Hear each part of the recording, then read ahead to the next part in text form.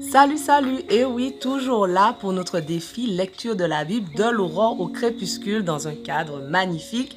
Merci Seigneur et merci à toi d'être là encore aujourd'hui. Merci encore parce que tu nous gardes, tu nous bénis et merci parce que tu nous parles à chacun personnellement et viens nous aider à comprendre le passage du jour encore aujourd'hui au nom de Jésus.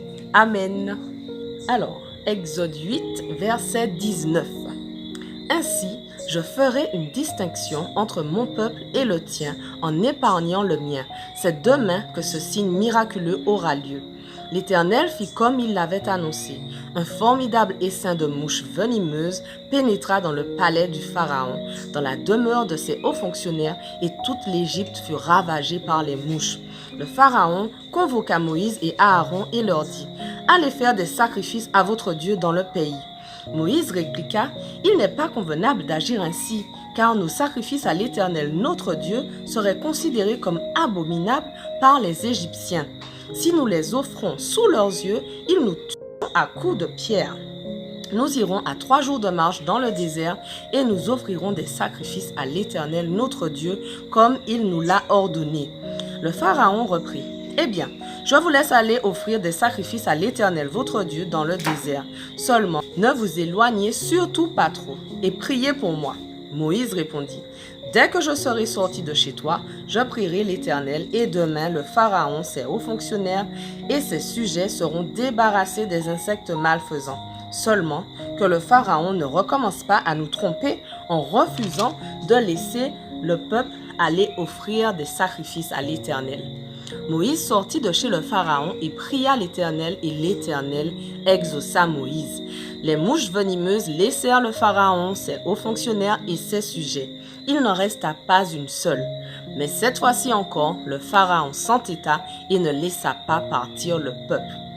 Exode 9. L'Éternel dit à Moïse : « Va trouver le Pharaon et déclare-lui : Voici ce qu'ordonne l'Éternel, le Dieu des Hébreux. Laisse aller mon peuple pour qu'il me rende un culte. Si tu refuses encore de le laisser partir, si tu persistes à le retenir, l'Éternel interviendra contre ton bétail qui est dans les champs, contre les chevaux, les ânes, les chameaux, le gros et le petit bétail. Il leur enverra une grave épidémie. Mais l'Éternel fera une différence entre le bétail des Israélites et celui des Égyptiens. Aucune bête appartenant aux Israélites ne mourra. » L'Éternel fixa une échéance en disant : « Demain, je mettrai cela à exécution dans le pays. » Le lendemain, en effet, l'Éternel fit ce qu'il avait dit. Tout le bétail des Égyptiens périt, mais pas une bête des Israélites ne fut atteinte. Le Pharaon envoya ses gens s'enquérir de la chose, et l'on constata qu'aucune bête des Israélites n'avait péri. Malgré cela, le Pharaon s'entêta et ne laissa pas partir le peuple. L'Éternel dit à Moïse et à Aaron : « Prenez à pleine main de la cendre d'un fourneau et que Moïse la lance en l'air sous les yeux du Pharaon. Cette cendre se transformera en poussière qui se répandra sur toute l'Égypte.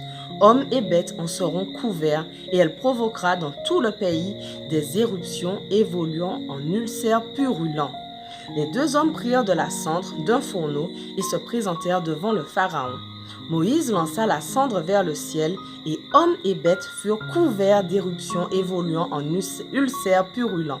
Les magiciens ne purent paraître devant Moïse, car eux aussi étaient couverts d'éruptions comme tous les Égyptiens.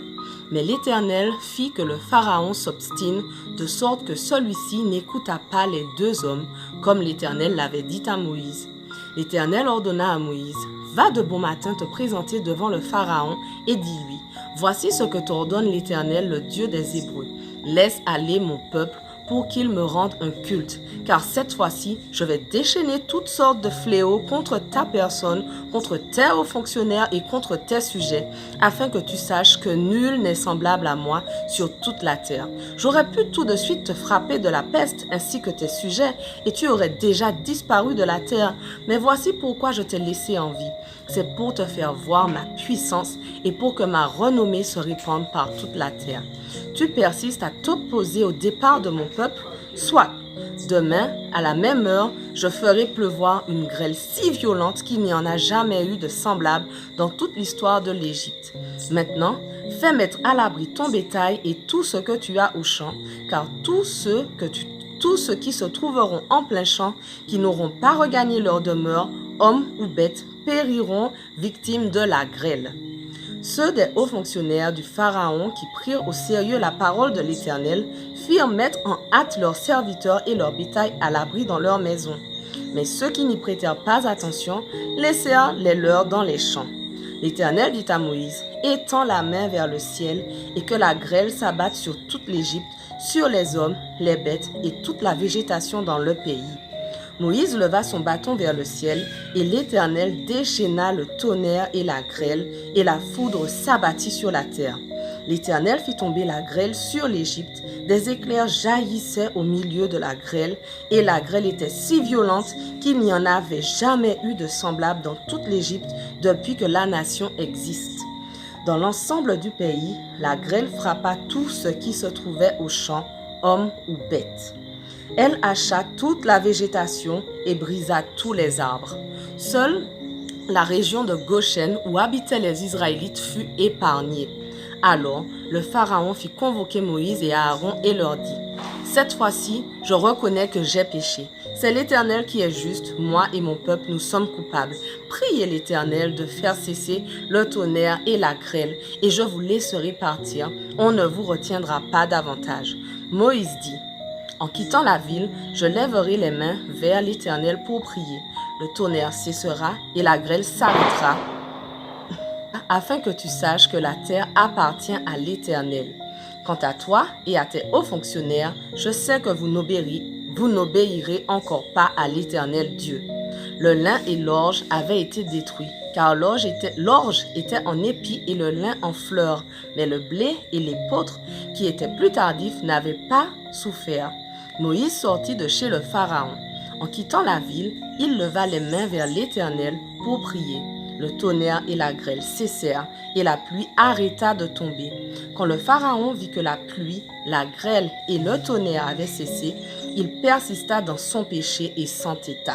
Ses hauts fonctionnaires firent de même.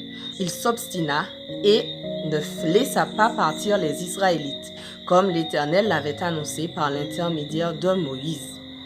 Exode 10. L'Éternel dit à Moïse, « Va trouver le Pharaon, car c'est moi qui ai fait qu'il s'entête, ainsi que ses hauts fonctionnaires, afin d'accomplir mes signes miraculeux au milieu d'eux, et afin que tu racontes à tes enfants et à tes petits-enfants comment j'ai traité les Égyptiens et quels signes miraculeux j'ai accomplis au milieu d'eux. Ainsi, vous saurez que je suis l'Éternel. » Moïse et Aaron se rendirent donc chez le Pharaon et lui dirent, « Voici ce que te dit l'Éternel, le Dieu des Hébreux. Combien de temps encore refuseras-tu de t'humilier devant moi? Laisse aller mon peuple pour qu'il me rende un culte. Si tu refuses de le laisser partir, dès demain je ferai envahir ton territoire par les sauterelles. Elles recouvriront complètement le pays au point qu'on ne pourra plus voir le sol. Elles dévoreront ce qui a échappé à la grêle et tous les arbres qui poussent dans vos campagnes. Elles envahiront ton palais, les maisons de tous tes hauts fonctionnaires et celles de tous les Égyptiens. Jamais tes pères ni tes ancêtres les plus lointains n'ont rien vu de pareil depuis qu'ils occupent le pays. » Là-dessus, Moïse tourna le dos au Pharaon et sortit de chez lui. Les hauts fonctionnaires du Pharaon lui dirent, « Combien de temps encore cet homme-là va-t-il faire notre malheur? Laisse donc partir ces gens pour qu'ils rendent leur culte à l'Éternel leur Dieu.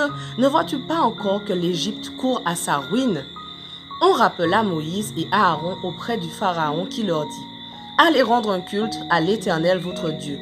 Mais quels sont ceux qui iront? » Moïse répondit, « Nous irons avec nos enfants et nos vieillards, nos fils et nos filles. Nous emmènerons notre petit et notre gros bétail, car nous allons célébrer une fête en l'honneur de l'Éternel. » Notre passage du jour s'achève. Oui, je suis au milieu de l'histoire, mais on continue dès demain. On ne lâche rien. Allez, sois bénis.